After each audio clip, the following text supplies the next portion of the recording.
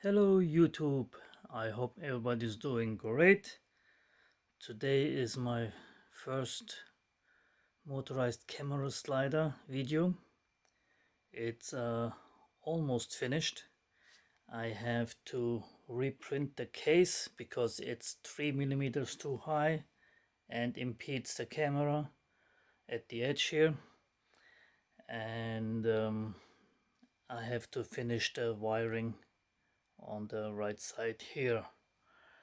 It is, as you can see, based on a 80 by 20 V-slot profile. It has two NEMA 17 motors, TMC 2209 silent stepper drivers, custom PCB made by me, of course. This is the main PCB. That's the back of it. It is based on the Atmega 1280p because the 328 Atmega has not enough room. On this I have plenty of room to customize the code even further. It has a AS5600 magnetic encoder, so stepless turning, and 4 keys with Neopixel backlight, 1.3-inch OLED display on the right, as you can see all here. And this is the back for anybody that's interested. I will make these available for sale on my Tinder store. And this is the top PCB that I created for it, this way around. And unfortunately I forgot to tick to remove the order number, but I will of course clean this up. It does come off with alcohol. You can rub it off as I did on that, because I was so mad at myself that I forgot to tick that option, and I don't know why they have to put this on the front. At least put it on the back of the PCB. I mean, out of default, put it on the back, don't put it on the front. But anyway, it was my mistake. And it has this nice how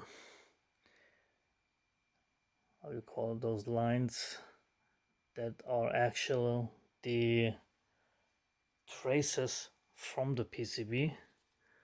Obviously on the PCB they are covered up by the silk screen, but I did take those traces and made them visible on the front, so just to give it it's just something I tried the first time, and I think it does come out very nicely. It's silver.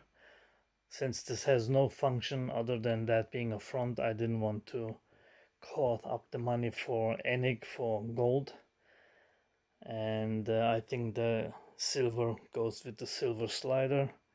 And if you don't want to use this, because you have also my email address on the bottom and the name MaxLight Pro.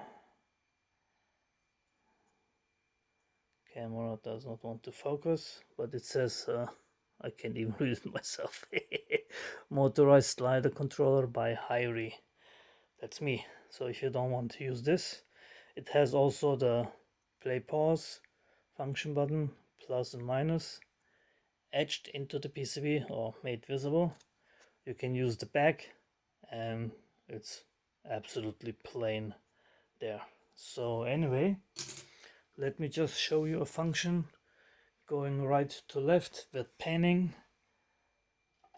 at the push of a button. As you can hear nothing. It's absolutely silent.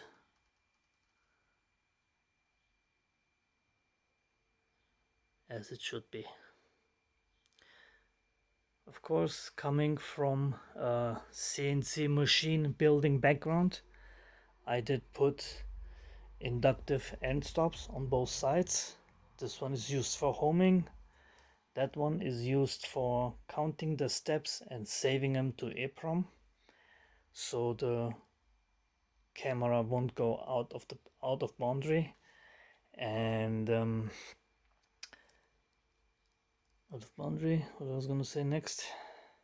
Well, I'm doing this without the script, as you might notice. So anyway, oh, also, if you have the manual mode where you can control the slider with the encoder directly, then these are used as end stops, so it won't run into them, and it can stop and then reverse out of it. Over here we have a battery that I'm using to power the whole thing. It's a battery used by cameras. It's the Sony FP something standard, and it is using these nice plates that you can mount anywhere. I ordered 5 of them, and you can just slide them in, and the battery you can charge via USB Type-C. It has 4,400 milliamp capacity, and you can change them out. If you want to use this outside, you can use obviously the battery. It also has a USB Type-C port for powering, which is not connected yet. I'm still working on it. And on this side you can see a very tiny opening. That's the USB Type-C for uploading code. And now I will stop the video and come closer to the controller and show you some of the options it has.